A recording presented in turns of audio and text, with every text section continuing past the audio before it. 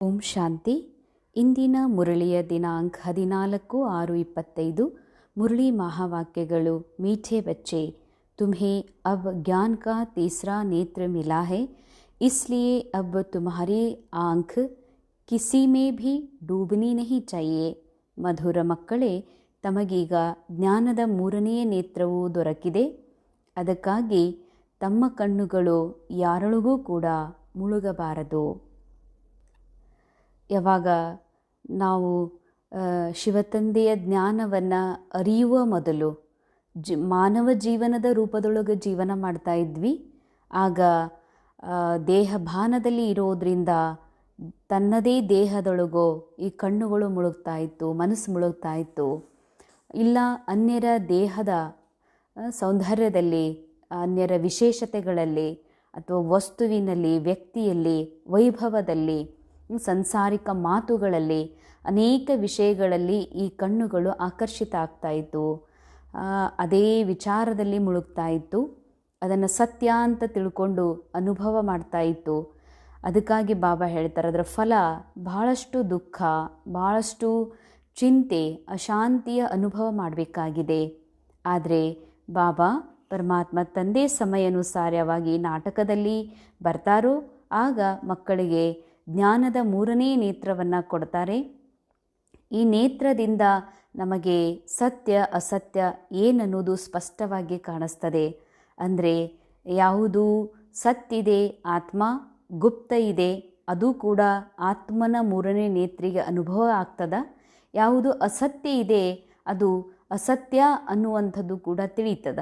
ಆಗ ನಾವು ಸತ್ಯ ಅಸತ್ಯದ ಭೇದದಲ್ಲಿ ಬಂದಾಗ, ಅಂದರೆ ಇದು ಜೂಟಿ ನಾಟಕದ ಮಾಡಲ್ಪಟ್ಟಂಥ ನಾಟಕದ ದೃಶ್ಯಗಳು, ವ್ಯಕ್ತಿಗಳು, ಪದಾರ್ಥಗಳು ಇದ್ಯಾವುದೂ ಸತ್ಯ ಅಲ್ಲ, ಅಶಾಶ್ವತಿವೆ, ಇವು ಸಮಾಪ್ತಾಗಿ ಹೋಗುವಂಥದ್ದಾಗಿದೆ ಎನ್ನುವ ಅರಿವು ಯಾವಾಗ ಬರ್ತದೋ ಆಗ ಅವುಗಳ ಮೇಲೆ ಯಾವುದೇ ಮನಸ್ಸಾಗಲಿ, ಆಕರ್ಷಣೆ ಆಗಲಿ, ಮೋಹ ಆಗಲಿ ಇರೋದಿಲ್ಲ. ಅಜ್ಞಾನ ಕಾಲದಲ್ಲಿ ಈ ಮನಸ್ಸು ಅನೇಕ ಕಡೆಗಳಲ್ಲಿ ಸಿಲುಕಿಕೊಂಡಿದೆ, ನಂದು ಅಂತ ಅನುಭವ ಮಾಡಿದೆ.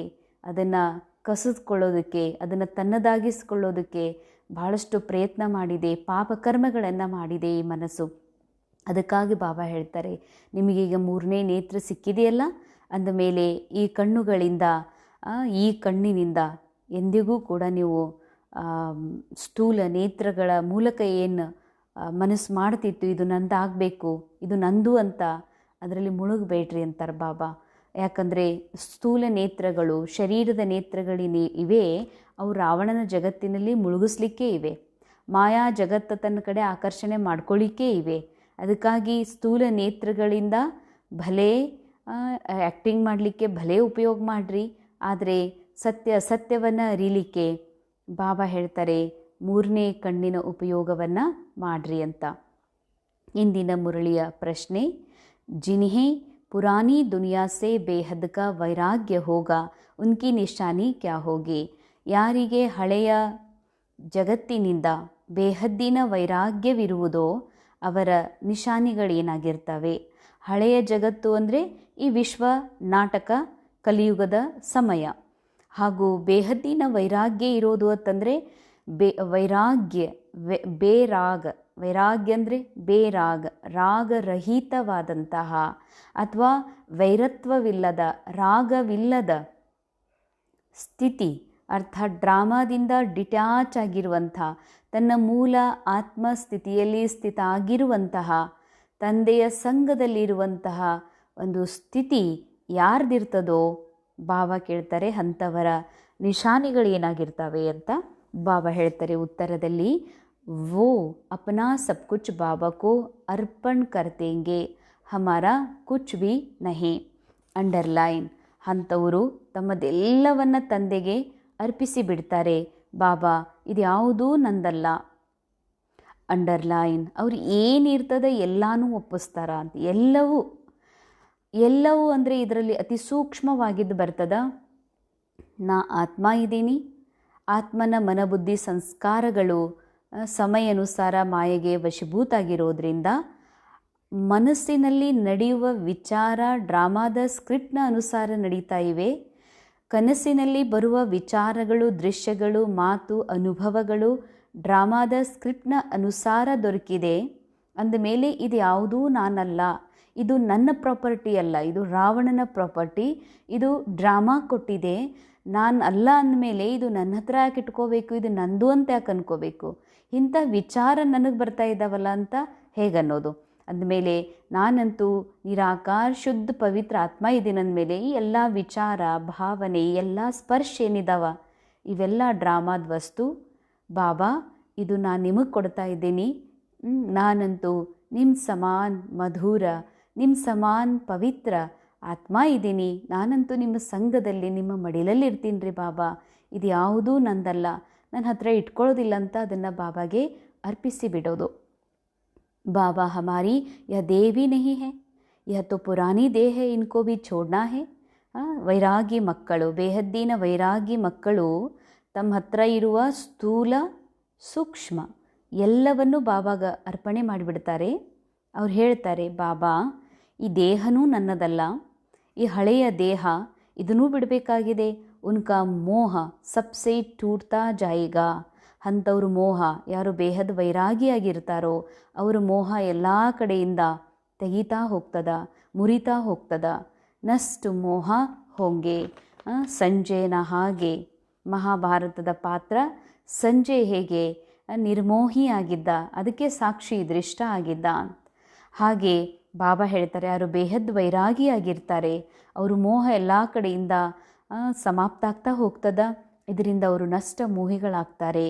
उनकी बुद्धि में रहता है कि यहाँ का कुछ भी काम नहीं आना है क्योंकि यह सब हद का है. ಅಂಡರ್ಲೈನ್. ಅವರ ಬುದ್ಧಿಯಲ್ಲಿರ್ತದೆ, ಬೇಹದ್ ವೈರಾಗಿಯ ಬುದ್ಧಿಯಲ್ಲಿರ್ತದೆ, ಈ ಜಗತ್ತಿನಲ್ಲಿ ಏನೆಲ್ಲ ಕಣ್ಣಿಗೆ ಕಾಣಿಸ್ತಾ ಇದೆ ಅಥವಾ ಕೆಲವೊಂದು ಕಣ್ಣಿಗೆ ಕಾಣಿಸೋದಿಲ್ಲ, ವಿಚಾರ ಭಾವನೆ ಸ್ಪರ್ಶ ಅನುಭವಗಳು, ಕಲಿಯುಗದ ಅನುಭವಗಳು ಇವು ಕಣ್ಣಿಗೆ ಕಾಣೋದಿಲ್ಲ. ಆದರೆ ಕಣ್ಣಿಗೆ ಏನು ಕಾಣಿಸ್ತಿದ್ದಾವ ಇವಂತೂ ಯಾವ ಕೆಲಸಕ್ಕೆ ಬರಲಿಕ್ಕೆ ಸಾಧ್ಯ ಇಲ್ಲ.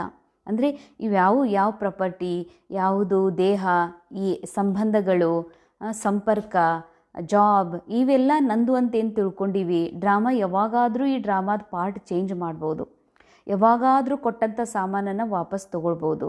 ಯಾಕೆಂದರೆ ಇದು ಡ್ರಾಮಾ ಇದೆ, ಡ್ರಾಮಾ ನಿತ್ಯ ನಯ ಇದೆ, ಹೊಸದಿದೆ. ಡ್ರಾಮಾ ಪ್ರತಿ ಕ್ಷಣ ಚೇಂಜ್ ಆಗ್ತದ, ಒಂದು ಕ್ಷಣ ಇನ್ನೊಂದು ಕ್ಷಣದ ಹಾಗೆ ಇಲ್ಲ. ಅಂದಮೇಲೆ ಬೇಹದ್ ವೈರಾಗಿ ಆತ್ಮ ಇದನ್ನು ತಿಳ್ಕೊಂಡಿರ್ತಾರ, ಇಲ್ಲಿ ಇರುವಂತಹ ಯಾವ ವಸ್ತು ನನ್ನ ಕೆಲಸಕ್ಕೆ ಬರೋದಿಲ್ಲ ಅಂತ, ಇಂಥ ವಸ್ತುಗಳ ಬಗ್ಗೆ ನಾನ್ಯಾಕೆ ತಲೆ ಕೆಡಿಸ್ಕೊಳ್ಬೇಕು ಅಂತ ಅವ್ರು ಎಂದಿಗೂ ಕೂಡ ಆ ಕಡೆಗೆ ಆಕರ್ಷಿತ ಇರೋದಿಲ್ಲ. ಯಾಕೆಂದರೆ ಇವೆಲ್ಲ ಹದ್ದಿನ ವಸ್ತುಗಳು. ಹದ್ದಿನ ಅಂದರೆ ಲಿಮಿಟೆಡ್ ಇದ್ದಾವ. ಈ ಸದ್ದು ಅದಾವ, ಇನ್ನೊಂದು ಸ್ವಲ್ಪ ಸಮಯದ ನಂತರ ಇರುವುದಿಲ್ಲ. ಇವತ್ತು ನಂದಾಗಿದೆ, ಭೂಮಿ ಇರ್ಬೋದು, ವಸ್ತು ಇರ್ಬೋದು, ವ್ಯಕ್ತಿ ಇರ್ಬೋದು, ಇವತ್ತು ನನ್ನವ್ರದಾರ, ನಾಳೆ ಇನ್ನೊಬ್ರದ್ದಾಗ್ತದ. ಅದಕ್ಕಾಗಿ ಬಾಬಾ ಹೇಳ್ತಾರೆ ಇವೆಲ್ಲ ಹದ್ದಿನವು. ಆತ್ಮ ಬೇಹದ್ದಿದೆ, ಆತ್ಮನ ಗುಣಗಳು, ಆತ್ಮನ ಪ್ರಾಪರ್ಟಿ ಬೇಹದ್ದಿದೆ, ಬಾಬಾ ಬೇಹದ್ದಿದ್ದಾರೆ. ಆದರೆ ಈ ನಾಟಕದಲ್ಲಿರುವ ಎಲ್ಲ ವಸ್ತು, ವ್ಯಕ್ತಿ ಏನಿದಾವ ಇವೆಲ್ಲ ಹದ್ದಿನ ವಸ್ತು. ಹದ್ದಿನ ವಸ್ತುವಿಗೆ ಎಂಡ್ ಇದೆ. ಅಂದಮೇಲೆ ನಿಜವಾದ ಬೇಹದ್ ವೈರಾಗಿ ಆತ್ಮ ಯಾರಿದ್ದಾರೋ, ಯಾರು ನಷ್ಟ ಮೋಹಿಯಾಗಿದ್ದಾರೋ ಅವರು ಎಲ್ಲವನ್ನೂ ಕೂಡ ಉಪಯೋಗ ಮಾಡ್ತಿದ್ರೂ ಕೂಡ ಬಾಬಾ ಇದು ನನ್ನದಲ್ಲ ಅಂತ ತಿಳ್ಕೊಂಡು ಬುದ್ಧಿಯಿಂದ ಎಲ್ಲವನ್ನ ಬಾಬಾರವರಿಗೆ अर्पिसिदवरागिर्तारे। ओम शांति। बाबा बच्चों को ब्रह्मांड और सृष्टि चक्र के आदि मध्य अंत का ज्ञान सुना रहे हैं जो और कोई भी सुना नहीं सकते। शिव बाबा ब्रह्मांडದ ಪರಂಧಾಮದ ಹಾಗೂ ಈ ಮಾನವ ಸೃಷ್ಟಿ ಚಕ್ರದ ಆದಿ ಮಧ್ಯ ಅಂತ್ಯದ ಜ್ಞಾನ ಹೇಳ್ತಿದ್ದಾರೆ. ಇದನ್ನು ಬೇರೆ ಯಾರೂ ಹೇಳಲಿಕ್ಕೆ ಸಾಧ್ಯ ಇಲ್ಲ, ಕೇವಲ ಭಗವಂತ ಮಾತ್ರ ಹೇಳ್ತಾರೆ. ಭಗವಂತನನ್ನು ತಿಳ್ಕೊಳ್ಳೋದು ಅಂದರೆ ಭಗವಂತನ ಜ್ಞಾನವನ್ನು ಅರಿಯೋದು. ಭಗವಂತನ ಜ್ಞಾನವನ್ನು ಅರಿತ ಮೇಲೆ ಅನ್ನಿಸ್ತದ ಇಂತಹ ಜ್ಞಾನ ಪರಮಾತ್ಮ ಬಿಟ್ಟರೆ ಯಾರೂ ಕೊಡಲಿಕ್ಕೆ ಸಾಧ್ಯ ಇಲ್ಲ. ಬಾಬಾ ಸತ್ಯ ಧರ್ಮದ ಸ್ಥಾಪನೆ ಮಾಡಲಿಕ್ಕೆ ಬಂದಿದ್ದಾರದ ಮಕ್ಕಳಿಗೆ ಹೇಳ್ತಾರೆ, ಮಕ್ಕಳೇ ಬಾಬಾ ಮನುಷ್ಯರಿಂದ ದೇವತಾ ಮಾಡಲಿಕ್ಕೆ ಬಂದಿದ್ದಾರೆ. ಮನುಷ್ಯ ಸೇ ದೇವತಾ ಬನ್ನೇ ವಾಲೆ ಬಚ್ಚೋ ಮೇ ದೈವಿ ಗುಣ ದಿಖಾಯಿ ದೇಂಗೆ. ಮನುಷ್ಯರಿಂದ ದೇವತಾ ಆಗುವ ಮಕ್ಕಳೊಳಗ ದೈವಿ ಗುಣಗಳು ಕಾಣಿಸ್ತವೆ. ಉನ್ಮೇ ಕ್ರೋಧ ಕಾ ಅಂಶ भी नहीं होगा। अगर कभी क्रोध आ गया तो झट बाबा को लिखेंगे, बाबा आज हमसे यह भूल हो गई। ಬಾಬಾ ಅಂತಾರೆ, ದೈವಿ ಗುಣವುಳ್ಳಂತಹ ದೇವತಾ ಆಗುವಂತಹ ಆತ್ಮ ಕ್ರೋಧ ಮಾಡೋದಿಲ್ಲ. ಒಂದು ವೇಳೆ ಕ್ರೋಧ ಬಂದ್ರೂ ಕೂಡ ಕ್ಯಾರೆಕ್ಟರಲ್ಲಿ ಕ್ರೋಧ ಬರುವುದು ಇದೆ ಅಂದ್ರೆ, ಕ್ರೋಧ ಬಂದಿದೆ ಅಂದ್ರೆ ಅವರು ತುರಂತ ಬಾಬಾ ಹೇಳ್ತಾರೆ, ಬಾಬಾ ನಮ್ಮಿಂದ ಈ ತಪ್ಪಾಗಿದೆ, ಹಮ್ನೆ ಕ್ರೋಧ ಕರ್ಲಿಯಾ ವಿಕರ್ಮ ಕರ್ಲಿಯಾ, ಬಾಬಾ ನಾವು ತಪ್ಪು ಮಾಡಿದ್ವಿ, ನಮ್ಮಿಂದ ವಿಕರ್ಮ ಆಗಿದೆ ಅಂತ. ಬಾಬಾ ಸೆ ತುಮ್ಹಾರಾ ಕಿತ್ನಾ ಕನೆಕ್ಷನ್ ಹೇ, ಬಾಬಾ ಕ್ಷಮಾ ಕರ್ನಾ ಹೇಳ್ತೀರ. ಬಾಬಾ ಅಂಥವ್ರು ಹೇಳ್ತಾರೆ ಬಾಬಾ ಕ್ಷಮಾ ಮಾಡ್ರಿ ಅಂತ. ಬಾಬಾ ಕಹೆಂಗೆ ಕ್ಷಮಾ ಆದಿ ಹೋತಿ ನಹಿ. ಅಂಡರ್ಲೈನ್, ಬಾವಾಗ ಬಹಳ ಪ್ರೇಮದಿಂದ ಆತ್ಮ ಕೆ ಮಕ್ಕಳು ಯಾವಾಗ ಬಾಬಾ ನಮ್ಮಿಂದ ಕ್ರೋಧ ಆಗಿದೆ ರೀ ಬಾಬಾ, ತಪ್ಪು ಮಾಡಿದ್ದೀವಿ, ಯಾವುದೇ ಥರದ ತಪ್ಪಿರಲಿ, ಬಾಬಾ ತಪ್ಪಾಗಿದೆ ಅಂದ್ರೆ ಬಾಬಾ ಹೇಳ್ತಾರೆ ಕ್ಷಮಾ ಆಗೋದಿಲ್ಲ, ಬಾಕಿ ಆಗೇ ಕೆ ಲಿಯೇ ಐಸಿ ಭೂಲ್ ನಹೀ ಕರ್ನಾ. ಬಾಬಾ ಅಂತಾರ ಮುಂದಿಂಥ ತಪ್ಪುಗಳನ್ನು ಮಾಡಬೇಡ್ರಿ ಅಂತಾರೆ ಬಾಬಾ. ಟೀಚರ್ ಕೊಯ್ ಕ್ಷಮಾ ನಹೀ ಕರ್ತೆ, ರಜಿಸ್ಟರ್ ದಿಖಾತೆ ತುಮ್ಹಾರೆ ಮ್ಯಾನರ್ಸ್ ಅಚ್ಚೆ ನಹಿ. ಟೀಚರ್ ರಿಜಿಸ್ಟರ್ ತೋರಿಸ್ತಾರೆ. ನೀವು ಈಗ ಸ್ಕೂಲೊಳಗೆ ಹೋಮ್ವರ್ಕ್ ಮಾಡಿಲ್ಲ ಅಂತಂದ್ರೆ ಕ್ಷಮಿಸ್ರಿ ಅಂತಂದ್ರೆ ಕ್ಷಮಾ ಇರೋದಿಲ್ಲ ಅಲ್ಲಿ. ನೀನು ಮಾಡಿಲ್ಲ ಅಂದ್ರೆ ನಾಳೆ ಮಾಡ್ಕೊಂಡು ಬಾ, ಮುಂದೆ ಇಂಥ ತಪ್ಪು ಮಾಡಬೇಡ ಅಂತಾರೆ. ಮಾಡಿಲ್ಲ ಓಕೆ ಕ್ಷಮಾ ಮಾಡ್ತೀವಿ ತಗೋರಿ ಅಂತ ಹಿಂಗೆ ಇರೋದಿಲ್ಲ. ಮಗು ಅಂತಂದಮೇಲೆ ಟೀಚರ್ ಹೇಳುವ ವಿದ್ಯೆಯನ್ನು ಓದಲೇಬೇಕು, ಓದಿಲ್ಲ ಓದ್ಬೇಕಂತಾರೆ ಬಾಬಾ. ಹಾಗೇನೆ ದೈವಿ ಗುಣ ಧಾರಣೆ ಮಾಡ್ಕೊಂಡಿಲ್ಲ, ಕ್ರೋಧ ಬರ್ತದ, ಅದಕ್ಕೆ ಕ್ಷಮಾ ಇಲ್ಲ. ಮುಂದಿನ ಸಲುವಾಗಿ ತಪ್ಪುಗಳನ್ನು ಮಾಡಬೇಡ್ರಿ, ಇಲ್ಲ ಅಂದರೆ ನಿಮ್ಮ ರಿಜಿಸ್ಟರ್ ತೋರಿಸ್ಬೇಕಾಗ್ತದ.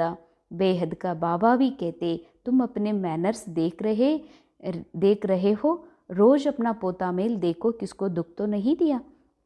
ನಿಮಗೆ ನೀವು ನೋಡ್ಕೊಡ್ರಿ, ನಾ ಯಾರಿಗಾದರೂ ದುಃಖ ಕೊಟ್ಟೀನಿ ಏನಂತ ನಿಮಗೆ ನೀವೇ ನೋಡ್ಕೊಡ್ರಿ. ದೈವಿ ಗುಣ ಧಾರಣ ಕರ್ನೆ ಮೇ ಟೈಮ್ ತೋ ಲಗ್ತಾ ಹೇನಾ.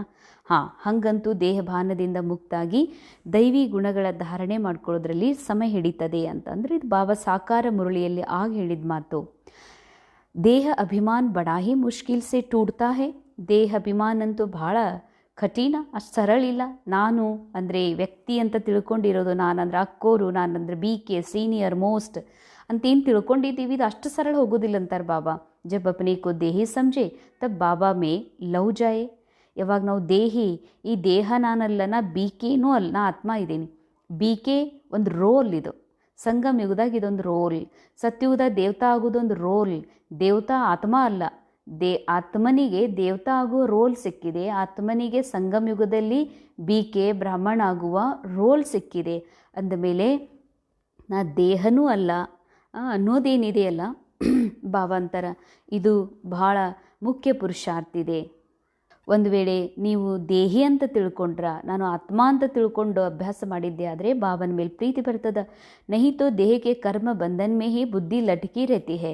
ದೇಹ ಅಂತ ತಿಳ್ಕೊಂಡೆ, ನಾ ಮದರ್ ಅಂತ ತಿಳ್ಕೊಂಡೆ, ಯಾವತ್ತೂ ಮಗಳ ಚಿಂತೆ, ಮಗನ ಚಿಂತೆ, ಪತಿ ಚಿಂತೆ, ಸಂಸಾರದ ಚಿಂತೆ, ಅವ್ರಿಗೆ ಓದಿಸ್ಬೇಕು, ಬೆಳೆಸ್ಬೇಕು, ಮುಂದೆ ಅವ್ರ ಜೀವನ ಹೆಂಗೆ ಮಾಡಬೇಕು ಅಂತ.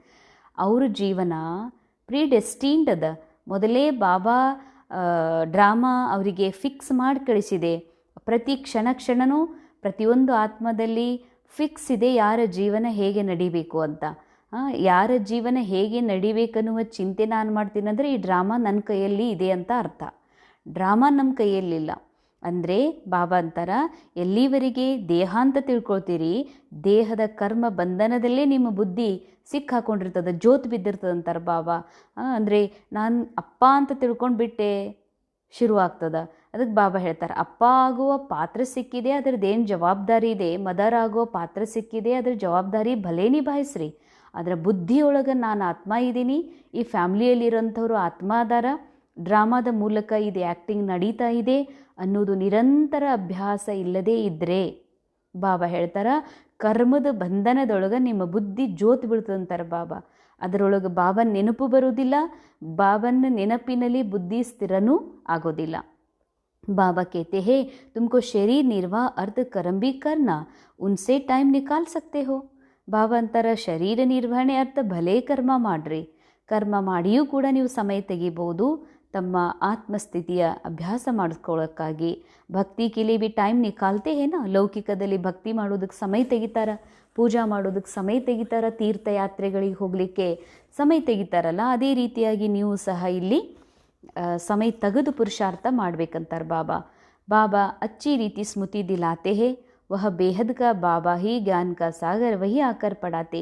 बाबा कहते यह पढ़ाई भी पढ़ो, शरीर निर्वाह अर्थ भी सब कुछ करो, परंतु ट्रस्टी होकर रहो.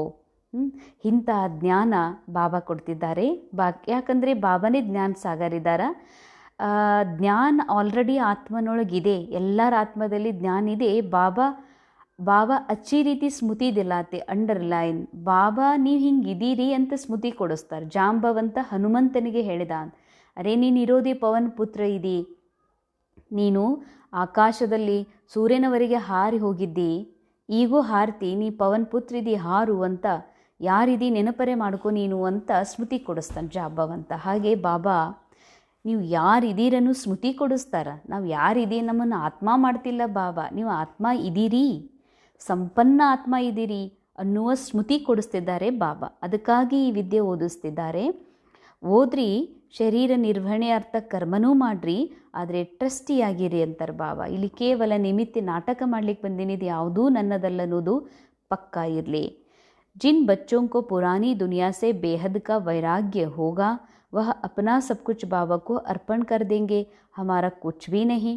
ಯಾರಿಗೆ ನಿಜವಾಗಿಯೂ ಹಳೆಯ ಜಗತ್ತಿನ ಮೇಲೆ ಬೇಹದ್ದಿನ ವೈರಾಗ್ಯ ಇರ್ತದೆ ಅವರೆಲ್ಲವನ್ನ ತಮ್ಮದೆಲ್ಲವನ್ನ ತಂದೆಗೆ ಅರ್ಪಿಸಿಬಿಡ್ತಾರೆ. ಬಾಬಾ ನಂದಂತೂ ಏನೂ ಅಲ್ಲ, ಬಾಬಾ ಹಮಾರಿ ದೇಹ ಭೀ ನಹಿ, ये तो पुरानी देह इनको भी छोड़ना है, सब में ಮೋಹ ಟೂಟ್ತಾ ಹೇ. ಅಂಥವ್ರದ್ದು ಎಲ್ಲದರೊಳಗಿನ ಮೋಹ ಮುರಿದಿರ್ತದೆ ಅಂತಾರೆ ಬಾಬಾ. ಅವ್ರದ್ದು ಬುದ್ಧಿ ಎಲ್ಲಿಯೂ ಹಾಕ್ಕೊಂಡಿರುವುದಿಲ್ಲ. ಕ್ಯೂಂಕಿ ಯೇ ಸಬ್ ಹದ್ ಕಾ ಹೇ, ಇಲ್ಲಿರುವುದೆಲ್ಲವೂ ಹದ್ದಿನ ಸಾಮಾನ್, ಹದ್ದಿನ ಪಾತ್ರ, ಹದ್ದಿನ ಸಂಬಂಧಗಳಿವೆ, ಇವು ಶಾಶ್ವತ ಅಲ್ಲ. एक घर में ही अनेक मतें हो जाती, बच्चों आदि में मोह की रग है वह टूटती ही नहीं. ಒಂದೇ ಮನೆಯೊಳಗೆ ಅನೇಕ ಮತಗಳದಾವ ಅಂತ, ಅಪ್ಪ ಒಂಥರ, ಅವ್ವ ಒಂಥರ, ಮಕ್ಕಳು ಒಂಥರ. ಅದಕ್ಕೆ ಬಾಬಾ ಅಂತಾರೆ, ಅಪ್ಪ ಅಮ್ಮಂದು ಮಕ್ಕಳಲ್ಲಿ ಬಹಳ ಮೋಹ ಇದೆ, ಮೋಹ ಮುರಿತಾನೇ ಇಲ್ಲ. ಮೋಹವಶ್ ಕುಚ್ ಸಮಸ್ತೆ ಥೋಡಿ ಏಕೆ ಹಮ್ ಕೇಸೆ ರೇತೆ ಹೇ. ಮೋಹದ ವಶದಿಂದ ಅವನು ಸ್ವಲ್ಪ ತಿಳ್ಕೊತಾ ಇಲ್ಲ, ನಾವು ಹೆಂಗಿದ್ದೀವಿ, ಮನೆಯೊಳಗೆ ಹೆಂಗೆ ನಡ್ಕೊಳ್ತಾ ಇದ್ದೀವಿ ಅನ್ನೋದೇ ತಿಳ್ಕೊತಿಲ್ಲ.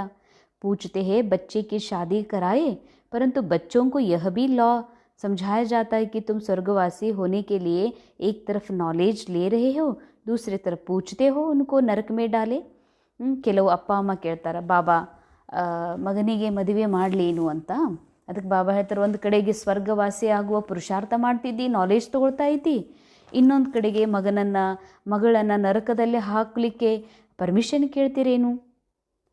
ಯಾವಾಗ ಎಲ್ಲ ಗೊತ್ತಿದ್ದೂ ಕೂಡ, ಜ್ಞಾನ ತಿಳಿದ ಮೇಲೂ ಕೂಡ ಬಾಬಾಗೆ ಬಂದು ಬಾಬಾ ಮದುವೆ ಮಾಡಲೇನ್ರಿ ಅಂತ ಕೇಳ್ತೀರಂದ್ರೆ ಬಾಬಾ ಹೇಳ್ತಾರೆ, ಪೂಚ್ತೆ ತೋ ಬಾಬಾಕ್ಕೆ ಹೆಂಗೆ ಜಾಕರ್ ಕರೋ. ಬಾಬಾ ಹೇಳ್ತಾರೆ, ಕೆಲವ್ರು ಹಿಂಗೂ ಹೇಳ್ತಾರೆ, ಬಾಬಾ ನಾ ಮದುವೆ ಆಗ್ಬೇಕು ಅನ್ಕೊಂಡೀನ್ರಿ ಅಂತ. ಅಥವಾ ಬಾಬಾ ಮಕ್ಕಳಿಗೆ ಮದುವೆ ಮಾಡ್ಬೇಕು ಅನ್ಕೊಂಡೀನಿ. ಅರೆ ಬಂದ ನನಗೆ ಕೇಳ್ತೀರಂದ್ರೆ ಆಗೋರು ಶಿಕ್ಷಣದಿಂದ ಬಾಬನ ನಾಲೆಜ್ ಅನುಸಾರ ಧಾರಣೆ ಮಾಡ್ಕೊಳ್ತಾರೆ. ಆದರೆ ಯಾವಾಗ ಮದುವೆ ಆಗ್ಬೇಕಂತಿದೆ ಅಂದಾಗಲೇ ಬಾಬಾಗೆ ಬಂದು ಕೇಳ್ತಿರಲ್ಲ ಅಂತಾರೆ ಬಾಬಾ.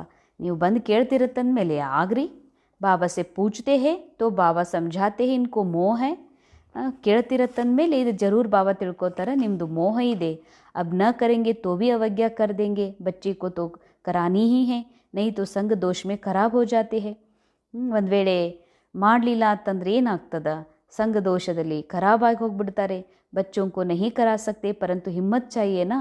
ಹಂಗೆ ನೋಡಿದರೆ ನೀವು ಮಕ್ಕಳಿಗೆ ಮದುವೆನೇ ಮಾಡಬಾರ್ದಂತಾರೆ ಬಾಬಾ. ಹೊಸ ಸಂಬಂಧ, ಹೊಸ ಜೀವನ, ಹೊಸ ಕನೆಕ್ಷನ್ಗಳು ಮಾಡದೆ ನೀವು ನಿಮ್ಮ ಸತ್ಯ ಸ್ವರೂಪದಲ್ಲಿ ಸ್ಥಿತ ಆಗ್ರಿ, ಈ ಸತ್ಯ ಜ್ಞಾನದ ಅನುಭವದಲ್ಲಿ ಬರ್ರಿ ಅಂತಾರೆ ಬಾಬಾ. ಆದ್ರೂ ಕೂಡ ಮೋಹ ಇದೆ, ಮದುವೆನೂ ಇಲ್ಲ ಅಂತಂದ್ರೆ ಇನ್ನೊಂದಿಷ್ಟು ಸಂಘ ದೋಷದಲ್ಲಿ ಬಂದು ಖರಾಬಾಗಿಬಿಡ್ತಾರೆ ಅಂತಾರೆ ಬಾಬಾ. मुरलिया मुख्य धारणा पॉइंट्स. इस पुरानी दुनिया से बेहद का वैरागी बन अपना सब कुछ अर्पण कर देना है. ಈ ಹಳೆಯ ಜಗತ್ತಿನ ಬೇಹದ್ ವೈರಾಗಿಗಳಾಗಿ ತಮ್ಮದೆಲ್ಲವನ್ನು ತಂದೆಗೆ ಅರ್ಪಿಸಿಬಿಡಿ. ಅಂಡರ್ಲೈನ್, ಹಳೆಯ ಜಗತ್ತಿದೆ, ಹಳೆಯ ಜಗತ್ತಿನಲ್ಲಿ ನೀವು ಬೇಹದ್ ವೈರಾಗಿಯಾಗ್ರಿ. ಬಾಬಂತರಿ ಎಲ್ಲಾನು ಅಂದರೆ ದೇಹದ ವಸ್ತು ಪದಾರ್ಥ ಸಂಬಂಧ, ಬಾಬಾ ಇವರೆಲ್ಲ ನಿನ್ನ ಮಕ್ಕಳು, ಕೇವಲ ನಾನು ನಿಮಿತ್ತ ಮಾತ್ರ ಸಂಭಾಲ ಮಾಡ್ತಿದ್ದೀನಿ ಅಂತ. ಮತ್ತು ವಿಚಾರ, ಭಾವನಾ, ಸಂಕಲ್ಪ, ಸ್ಪರ್ಶ, ಅನುಭವ, ಬಾಬಾ ಎಲ್ಲವೂ ಡ್ರಾಮಾದ್ದು, ಇದು ನಿಮ್ಮದು, ನೀವು ಕೊಟ್ಟಿದ್ರಿ ಅಂತ ವಾಪಸ್ ಬಾಬಾಗ ಅರ್ಪಣೆ ಮಾಡೋದು ಅಂತಾರೆ ಬಾಬಾ. ಹಮಾರ ಕುಚ್ ಭೀ ನಹಿ. ಅಂಡರ್ಲೈನ್, ಬಾಬಾ ನಂದೇನೂ ಅಲ್ರಿ ಬಾಬಾ, ಎಲ್ಲವೂ ನಿಮ್ಮದು, ನಿಮಗೆ ಅರ್ಪಿಸ್ತಿದ್ದೀನಿ. ಕೇವಲ ಅರ್ಪಿಸಿದ ಮೇಲೆ ಏನು ಉಳಿತದ? ಆತ್ಮ ಮಾತ್ರ ಉಳಿತದ. ಆ ಸತ್ಯ ಪ್ಯೂರ್ ಆತ್ಮ ಸ್ವರೂಪದಲ್ಲಿ ಸ್ಥಿತ ಆಗೋದೇ ನಿಜವಾದ ಅತೀಂದ್ರಿಯ ಸುಖ, ನಿಜವಾದ ಜೀವನ್ಮುಕ್ತಿಯ ಸ್ಥಿತಿ, ನಿಜವಾದ ಬೇಫಿಕರ್ ಬಾದಶಃ ಸ್ಥಿತಿಯಾಗಿದೆ. तो यह देह भी हमारा नहीं, इनसे मोह तोड़ नष्ट मोह बन्ना है. ಈ ದೇಹನೂ ನನ್ನದಲ್ರಿ ಬಾಬಾ ಅಂತ ಈ ದೇಹದ ಮೇಲಿನ ಮೋಹ ತೆಗೆದು ನಷ್ಟ ಮೋಹಿಗಳು ಆಗ್ರಿ. ಇದೇ ನನಗೆ ಸಿಕ್ಕಿರುವ ದೇಹದ ಮೇಲೆ ಮೋಹ ಇಲ್ಲ ಅಂದರೆ ಇನ್ನು ಮುಗೀತು, ಇನ್ನೊಬ್ಬರ ಮೇಲೆ ಮೋಹ ಹೇಗೆ? ಅದನ್ನೂ ಕೂಡ ಮುರಿದು ಹೋಗ್ತದಂತಾರೆ ಬಾಬಾ. ಸೆಕೆಂಡ್ ಪಾಯಿಂಟ್, ಕभी भी ऐसी कोई भूल नहीं करनी जो रजिस्टर पर दाग लग जाए. ಎಂದು ಇಂಥ ತಪ್ಪು ಮಾಡಬೇಡ್ರಿ, ರಜಿಸ್ಟರಲ್ಲಿ ಕಪ್ಪು ಚುಕ್ಕೆ ಆಗುವಂಥದ್ದು. सर्व दैवी गुण धारण करने हैं, अंदर क्रोध का जरा भी अंश न हो. ಸರ್ವ ದೈವಿ ಗುಣಗಳ ಧಾರಣೆ ಮಾಡಿಕೊಡ್ರಿ, ಒಳಗಡೆ ಯಾವುದೇ ರೀತಿಯ ಸ್ವಲ್ಪವೂ ಕ್ರೋಧದ ಅಂಶವೂ ಕೂಡ ಇರಕೂಡದು. वरदान, कहना, सोचना और करना, इन तीनों को समान बनाने वाले ज्ञानी तो आत्मा भव. ಹೇಳುವುದು, ವಿಚಾರಿಸುವುದು, ಮಾಡುವುದು ಈ ಮೂರೂ ಸಮಾನ ಮಾಡಿಕೊಳ್ಳುವಂತಹ ಜ್ಞಾನಿ ಯೋಗಿ ಆತ್ಮರು ಆಗ್ರಿ.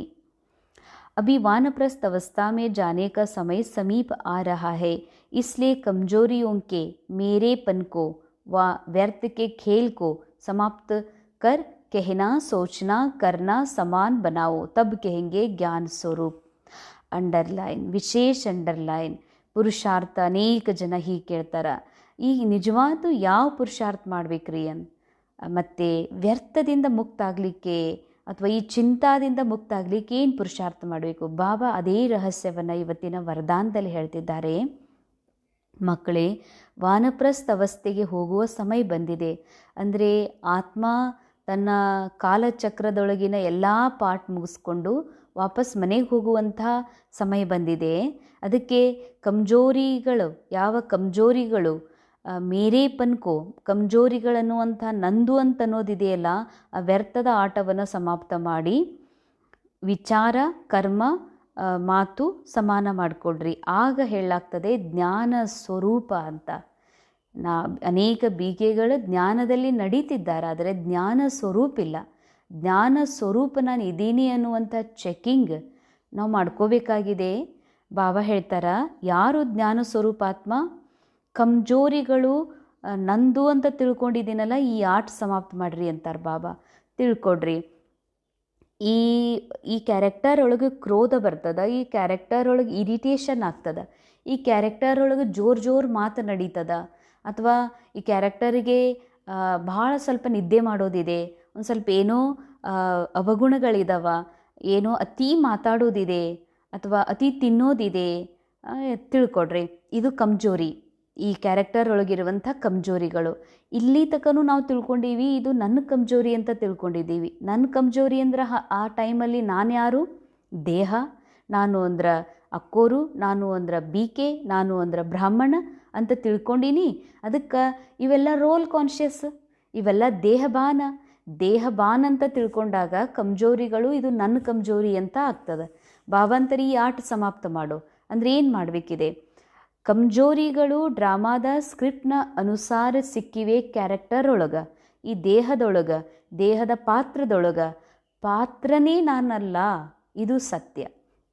ನಾನು ಪಾತ್ರನೇ ಅಲ್ಲ, ನಾನು ಕೇವಲ ನಿರಾಕಾರ ಆತ್ಮ ಇದ್ದೀನಿ. ನಾ ಆತ್ಮ ಇದ್ದೀನಿ ತಂದಮೇಲೆ ಇವೆಲ್ಲ ಯಾರು? ಇವೆಲ್ಲ ನನ್ನು ಅಂತ ತಿಳ್ಕೊಂಡಿದೆ ಮಾಯೆ ಈ ಮನಸ್ಸಿಗೆ ಈ ರೀತಿ ಟ್ರೈನಿಂಗ್ ಕೊಟ್ಟಿದೆ. ನೀನಂದ್ರೆ ದೇಹ, ಇದೆಲ್ಲ ನಿನ್ನದು. ಈ ಏನು ಕಮ್ಜೋರಿಗಳದಾವಲ್ಲ ಇವೆಲ್ಲ ನಿನ್ನು ಅಂತ. ಅದಕ್ಕೆ ನಾವು ಅಂದ್ಕೊಂಡ್ವಿ ಇದು ನನ್ನ ಸ್ವಭಾವ, ಇದು ನನ್ನ ಕರ್ಮ, ಇದು ನನ್ನ ನೇಚರ್, ಇದು ನನ್ನ ತಪ್ಪ್ರಿ ಅಂತ ತಿಳ್ಕೊಂಡ್ವಿ. ಆತ್ಮ ತಪ್ಪು ಮಾಡೋದಿಲ್ಲ, ಆತ್ಮ ಅಕರ್ತಾ ಇದೆ, ಆತ್ಮ ಅಭೋಗ್ತಾ ಇದೆ, ಆತ್ಮ ಅಚಲ್ ಇದೆ, ಅಡೋಲ್ ಇದೆ, ಆತ್ಮ ಶಾಂತಿದೆ. ಆ ಸತ್ಯ ಸ್ವರೂಪದಲ್ಲಿ ಸ್ಥಿತ ಆಗಬೇಕು ಅಂತಂದರೆ ಈ ನನ್ನ ಕಮ್ಜೋರಿ ಅಂತ ಅಂದ್ಕೊಂಡಿದ್ದೀವಲ್ಲ ಇದ್ರ ಆಟ ಬಂದ್ ಮಾಡ್ರಂತಾರೆ ಬಾಬಾ. ಅಂದರೆ ನನ್ನ ಕಮ್ಜೋರಿ ಅಂತ ತಿಳ್ಕೊಂಡೀನಂದ್ರೆ ನಾ ದೇಹ ಅಂತ ತಿಳ್ಕೊಂಡೀನಂತ ಅರ್ಥ. ನಾ ಆತ್ಮ ಇದೀನ ತಂದಮೇಲೆ ಇವು ದೇಹದ ಕಮ್ಜೋರಿ. ದೇಹ ನಾನಲ್ಲ, ಕ್ಯಾರೆಕ್ಟರ್ ನಾನಲ್ಲ, ಇದು ಡ್ರಾಮಾ ಕೊಟ್ಟಿರೋದು ಅಂದಮೇಲೆ ಇದು ಡ್ರಾಮಾದ ಪ್ರಾಪರ್ಟಿ, ಡ್ರಾಮಾದ ಆ್ಯಕ್ಟಿಂಗ್.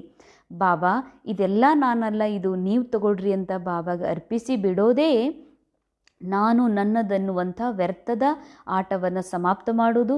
ಆಗ ನಾನು ಹೇಳ್ತೀನಿ, ನಾ ಆತ್ಮ ಅಂತಿನ ತಂದಮೇಲೆ ಆತ್ಮ ಅಂತ ಅನ್ಕೋತೀನಿ ಮತ್ತು ಕಮ್ಜೋರಿ ನಂದು ಅಂತ ತಿಳ್ಕೊತೀನಿ. ಅಂದರೆ ಮಾತೇ ಬೇರೆ, ವಿಚಾರನೇ ಬೇರೆ, ಕರ್ಮನೇ ಬೇರೆ ನಡೀತಾ ಇದೆ.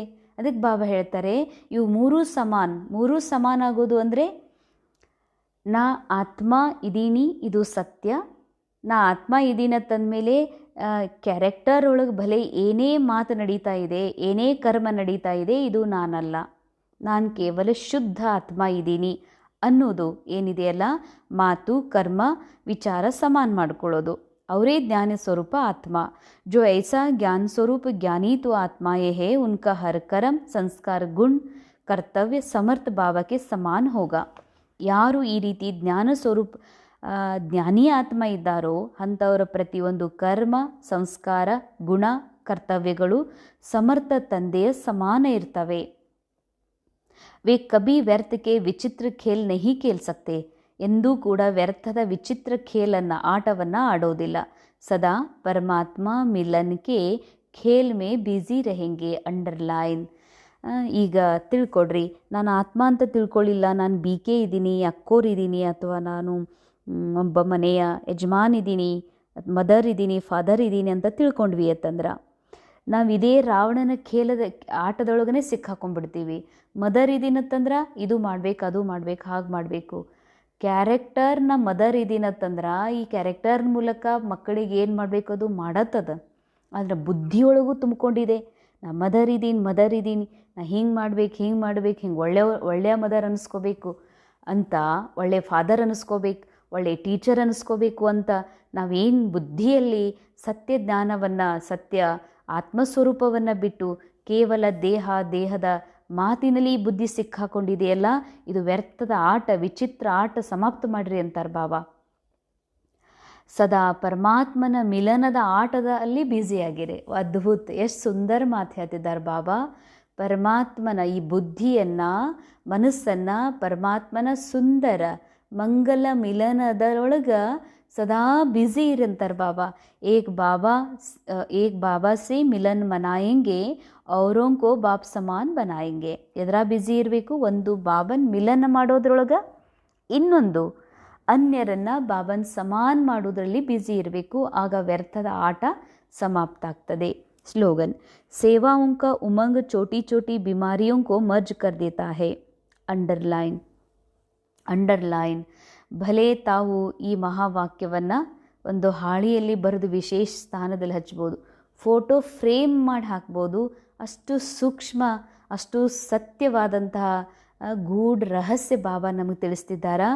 ಸೇವೆಯ ಉಮಂಗದೊಳಗೆ ಸಣ್ಣ ಸಣ್ಣ ರೋಗಗಳು ಕೂಡ ಮರ್ಜ್ ಆಗಿ ಹೋಗ್ತವೆ. ಅಂಡರ್ಲೈನ್.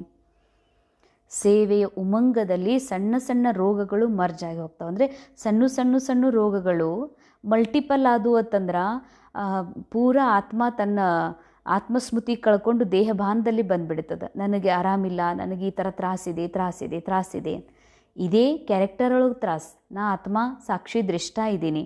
ಆದರೆ ಈ ಸಣ್ಣ ಸಣ್ಣ ರೋಗಗಳು ಕೂಡ ಆತ್ಮಸ್ಥಿತಿಯಿಂದ, ಪರಮಾತ್ಮ ಮಿಲನದಿಂದ ದೂರ ಮಾಡ್ತಾವೆ. ಅದಕ್ಕಾಗಿ ಬಾಬಾ ಅಂತಾರ, ಒಂದು ವೇಳೆ ನೀನು ಸೇವಾ ಮಾಡುವ ಉಮಂಗಿತ್ತು ಅಂದರೆ ಸಣ್ಣ ಸಣ್ಣ ರೋಗ ಅಲ್ಲೇ ಮರ್ಜ್ ಆಗಿ ಹೋಗ್ತಾವೆ. ಅಂದರೆ ಅದು ಬಂದಿದ್ದೂ ಗೊತ್ತಾಗಲ್ಲ, ಬಂದು ತಾನೇ ಹೋಗಿಬಿಡ್ತದ ಅಂತಾರೆ ಬಾಬಾ. ಇದು ಬಹಳ ಅದ್ಭುತ. ಬಹಳ ಬಾಬನ ಮಕ್ಕಳು ಈ ಅನುಭವ ಮಾಡ್ತಿದ್ದಾರೆ. ರೋಗ ಬಂದು ಹೋಗಿದ್ದೂ ಕೂಡ ಗೊತ್ತಾಗೋದಿಲ್ಲ. ಆದರೆ ಯಾವಾಗ ಸೇವೆ ಉಮಂಗಿದ್ದಾಗ, ಸೇವಾದಲ್ಲಿ ಮೂಲ ಮಾತು ಆತ್ಮಸ್ಥಿತಿಯಲ್ಲಿರುವುದು ಕೂಡ ಸೇವಾನೇ. ಅತಿ ದೊಡ್ಡ ಸೇವಾ, ಮುಖ್ಯ ಸೇವಾ, ಶ್ರೇಷ್ಠ ಸೇವಾ ಆತ್ಮಸ್ಥಿತಿಯಲ್ಲಿರುವುದು, ತಂದೆಯ ಸಂಘದಲ್ಲಿ ಇರುವುದು, ಪರಮಾತ್ಮನ ಗರ್ಭದಲ್ಲಿ ಆನಂದದ ಅನುಭವ ಮಾಡೋದು, ಇದು ಸತ್ಯ ಸೇವಾ. ಇದರಿಂದ ಆಟೋಮೆಟಿಕ್ ಆತ್ಮನ ವೈಬ್ರೇಷನ್ಸ್ ಅನೇಕ ಆತ್ಮಗಳ ದೇಹಭಾನದಿಂದ ಮುಕ್ತ ಮಾಡುವ ಸೇವೆಯನ್ನು ಮಾಡ್ತದೆ. ಅದರ ಜೊತೆಯಲ್ಲಿ ಸ್ಥೂಲ ಸೇವಾ, ವಾಚಾ ಸೇವಾ ಟೋಟಲ್ ಬಾಬಾ ಹೇಳ್ತಾರ, ಸತ್ಯ ಸೇವಾದ ಉಮಂಗದಲ್ಲಿ ಬ್ಯುಸಿ ಇದ್ರಿ ಅಂತಂದರೆ ಸಣ್ಣ ಸಣ್ಣ ರೋಗ ಸಮಾಪ್ತ ಆಗಿ ಹೋಗ್ತವೆ, ಮರ್ಜ್ ಆಗಿ ಹೋಗ್ತವೆ. ಅವ್ಯಕ್ತಿ ಶಾರೆ ಆತ್ಮಿಕ ಸ್ಥಿತಿಯಲ್ಲಿ ಇರುವಂತಹ ಅಭ್ಯಾಸ ಮಾಡ್ರಿ, ಅಂತರ್ಮುಖಿ ಆಗ್ರಿ. ಅಂತರ್ಮುಖಿ ಅರ್ಥಾತ್ ಮುಖ और मौन का मौन रखने वाले. ಅಂತರ್ಮುಖಿ ಅಂದರೆ ಬಾಯಿಯಿಂದ ಮನಸ್ಸಿನಿಂದ ಎರಡರದು ಮೌನವಾಗಿರೋರು. मुख का मौन तो दुनिया में भी रखते हैं ना, लेकिन यहाँ व्यर्थ संकल्प से मन का मौन होना चाहिए.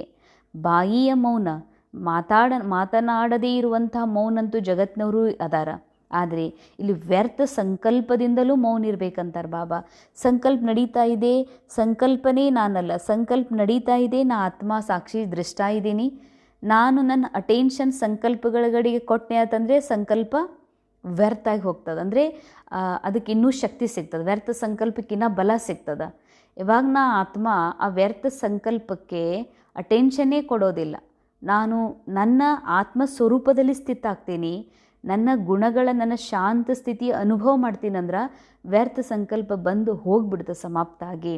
ಇದಕ್ಕೆ ವ್ಯರ್ಥ ಸಂಕಲ್ಪದ ಮೌನ ಅಂತಾರೆ ಬಾಬಾ.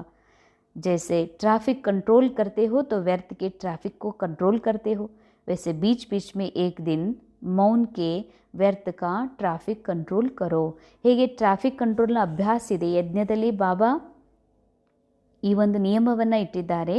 ಆಗಾಗ ಈ ಮನಸ್ಸನ್ನು ಎಲ್ಲ ಮಾರ್ಗದಿಂದ ಬಂದ್ ಮಾಡಿ ಒಂದು ಮೂಲ ವತನದ ಮಾರ್ಗ, ಮೂಲ ಆತ್ಮಸ್ಥಿತಿಯ ಮಾರ್ಗವನ್ನು ಓಪನ್ ಮಾಡಿದ್ದಾರೆ.